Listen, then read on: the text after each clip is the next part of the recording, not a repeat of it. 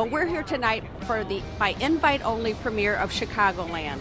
This 8-part series airs on Thursday night, and it's going to showcase Chicago, hopefully at its finest. Let's take a look.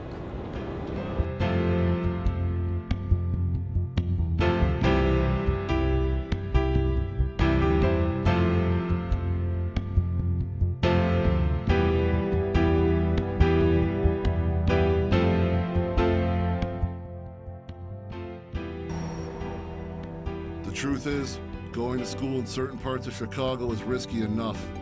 And in Roseland, a tough neighborhood on the far south side, where President Obama was a community organizer, warring gang factions remain a constant threat to student safety.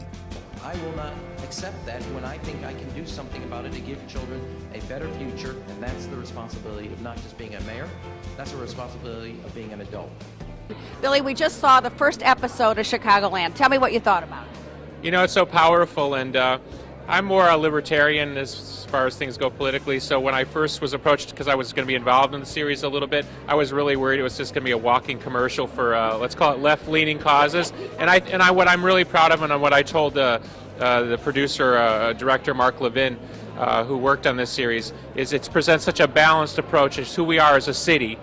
I think this city really, in many ways, rises above politics. We're really a people's city. We're really, and the causes that are going on, the things that are being drawn, that unifies this city. And I think it's really going to be a rallying cry for both the things that we want to have improved here, but also show people how strong we are as a community. What was the highlight for you? Was there a highlight, or was it a whole thing? Well, I mean, look, in the first episode, you know, the scene where the parents from Menier Elementary find out that that their school is going to be saved. I broke that. They were reading my story on the cell phone. And, the guy I was working with, Paul Biasco from DNA Info, was there telling him, and the crew was there too. And I wasn't there when it happened, but when I got to see it on film, I was like, well, that's a real moment right there.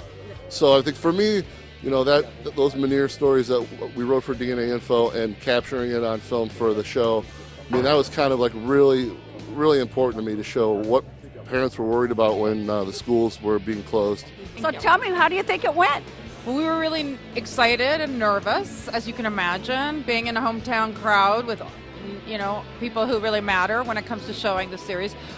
It went well. I think it went well. There was a good vibe. People were laughing and clapping, and this was a very intense episode. Well, I know that I cried and I laughed, and I just thought it was so much more than a story about a city. It was a story about humanity. That's how I felt about it. And what you know, of all the cities in the country, I mean, you've got New York, you've got these big cities. What made you want to do this series about Chicago? You know, we feel Chicago is like the center of America, frankly. And when we looked at cities and thought, what would we want to do? Because CNN said, what do you have? What would you guys like to make a series about? Chicagoland came up right away. Mark had been developing it. Robert Redford and I have been partnered with them when we did Brick City for Sundance Channel, and we thought Chicago is, in terms of culture and people and stories, and what happens in this city begets what happens across America. So it's sort of like, this is a city of change and great people, and we really wanted to be in the center of that. So I want to ask you the same thing I asked Laura. How do you think it went tonight? I feel very, very good. I'm relieved, and also, you know, kind of excited by all the different characters here, some that we've obviously come to know, but they brought a lot of friends, family, and hey, look, we know this is a very opinionated town. We know this is a town that people don't BS, you know, they go right for it, it's in your face. So hey, I'm standing here with a smile on my face. I would say that's a pretty good sign.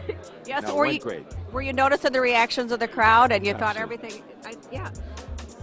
Look, the moment that the crowd finds the film is, or the show, is at the end of the first act when Liz Dozier's shoe breaks and it's principal down, and the whole audience laughs, and they get that this is going to be a ride, and it's not just, it's going to be serious, but it's going to be fun, it's going to be interesting, and I thought that's the moment we have the crowd in our hand. Right, and you're absolutely right, I agree, and I told her I laughed, I cried, but so you have 7 more series with this, so what can we expect moving forward? Whoa. Well, it's a roller coaster ride. Obviously, the next episode 2 kind of continues this story that we saw here, especially with the Peace March. Also brings in some of the sports, the whole hockey run, the Hawks run. The third episode is kind of built around the 4th of July, the immigrants, the immigrant experience. The fourth, Lollapalooza, music, culture, an incredibly talented young new musical force out of Chicago, Chance the Rapper. The fifth kind of returns, it's the opening of school. What happens? You've heard, the fears here. Well, what does happen when school opens? The sixth, let's see, what happens in the sixth? The sixth is very moving, from the Maestro Muti right into the hood, a young man who kind of was a gangbanger and changes his life and is almost a poet of a street and prophet. The seventh, takes us into economic development. Six is economic development, also trying to spread what's happening here downtown to other parts of the city, the mayor's attempt.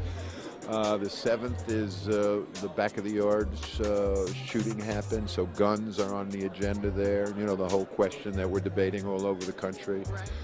And 8, well, I'm going back tonight if I'm still standing, and I'll be working on it. So, I'll have to, let you know in a few weeks exactly how that all comes together. Well, I will be watching with bated breath like the rest of Chicago. I know they're looking forward to it. And obviously, you've spent a lot of time here in the city. Tell me some things that you personally like about Chicago. Well, I mean, look, the music is what brought me here originally. I did the film for Martin Scorsese's series on the blues. I did Godfathers and Sons, and then I was the executive producer on the feature film with Beyonce. Marshall Chess is a good buddy of mine. So the whole musical experience that has come out of this city, it changed my life when I was, 11, 12, 13. Muddy Waters, Howlin' Wolf, Etta James, Bo Diddley. I mean, it rocked my soul. I'm still, even at this advanced age, still moving to that beat. So it begins there.